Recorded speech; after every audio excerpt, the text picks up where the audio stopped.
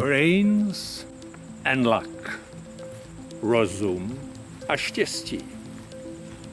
Brains and luck once met on a narrow footbridge. "Let me pass," said Luck. But Brains didn't know the ways of the world and answered, "Why should I make way? Make way yourself. I'm not worse than you." They haggled for a while, and finally Luck said, "Let's compete. Whoever can accomplish more will have right of way forever. See that young lad tilling the field down by the brook? Enter him, and if you can make more for him than I can, I'll stay out of your path wherever I meet you." "That's a deal," said Brains, and entered the young lad, Vaněk. As soon as he got Brains, Vaněk started thinking, "Why do I have to slave like this for nothing?" he thought. "I can do better than that." He left the plow and the oxen standing where they were, and went to his father. "Father," he said, "I've had enough of peasant drudgery. I am made of better stuff than all you earthworms. I want to be a gardener." "Did the sunshine cook your brains?" exclaimed his father at first, but then he just sighed. "Well, if you think the gardener's life is better, I can't stop you from going away. Your younger brother will get the farm." "Ah!" The firstborn waved his hands. "Who cares about the farm?" He went to the capital city and got hired as a helper in the royal gardens. The gardener taught him some of his skill, but Vaněk was figuring out most of it on his own. It wasn't long before he started doing things his own way. At first it irked the gardener, but then he said, "You seem to have more brains than myself." And he let the young helper take over. The king took delight in the blooming garden. Often he took walks along his paths with his daughter. The beautiful girl was his only child, and he loved her even more because the poor princess was deaf and dumb. She had not said a single word since the age of 12.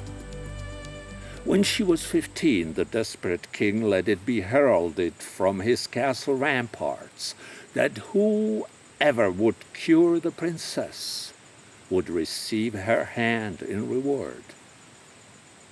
But neither scholars nor charlatans, wise men nor crooks, doctors nor quacks succeeded in making her speak again.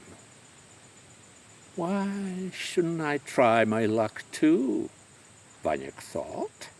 "I have more brains than all those perfumed cheats." He asked for an audience with the king, and the desperate ruler accepted. "At least we'll have some pastime at his execution, if he doesn't succeed," he thought. The king and his 14 and 20 counselors led Vaněk to the princess's chambers. To their astonishment, Vaněk bowed to the princess and turned to her favorite pet dog to tell him a story. "I had 2 friends, 2 journeymen," he said in a loud voice, addressing only the dog, "a carver and a tailor. We traveled together, and it happened we had to spend a night in a deep forest. We started a fire and decided to stand watch in turn to keep the fire going all night. The first one to watch was the carver. To pass time, he carved a maiden out of a tree trunk. When the tailor's turn came, the carver told him, "You may as well sew some clothes for this poor girl. It's getting chilly." He laughed at his joke, but the tailor sewed the clothes and dressed the maiden properly. When he woke me up for my watch, he said, "If you want, you can teach her to speak to pass time." I did teach the wooden maiden to speak, spending the rest of the night with her. But in the morning an argument arose among the three of us. Each wanted the maiden for himself. "Could you tell me, my little doggie, whom she rightly belongs to?" The dog only sniffed and stared in bewilderment, but the princess said in a bright voice, "To yourself, no doubt, for you taught her to speak, you brought her to life. What would a wooden maiden be, clothed or naked, without life?" "You have decided wisely, young lady." Vanyek turned from the dog to the princess. "Not only for the wooden girl, but for yourself. Ladies and gentlemen, I have the honor to announce my engagement to the princess, for I have given her—" "Not so fast, young man," said the first counselor. "You are entitled to a great reward, pecuniary in nature, but being only commoner, you cannot marry the princess." "That's it," echoed the king. "You cannot marry the princess." "But I have earned her hand," cried out Vanyek. "The king gave his royal word, and he cannot go back on it. That would be a—" "Stop there, traitor," said the second counselor. "You have said enough, for having uttered in the presence of these noblemen and the princess that the king cannot do as he pleases, you are indicted for high treason. You will be beheaded." "That's it. You will be beheaded," said the king. They seized Vanyek and led him to the gallows. "Now, what will you do?" Luck, standing next to Brains in the thick crowd, asked. When Brains didn't answer, Luck said, "All right, if you kindly step of my toe, I'll see what I can do for Vanyek." Luck entered the poor youth just in time.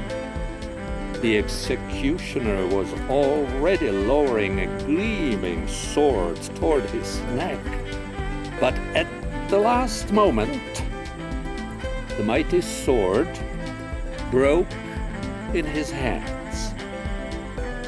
Before they could bring him a new one, the royal carriage appeared with the princess hanging out the window and crying, "Grace, Grace, we are bringing a royal pardon for the prisoner."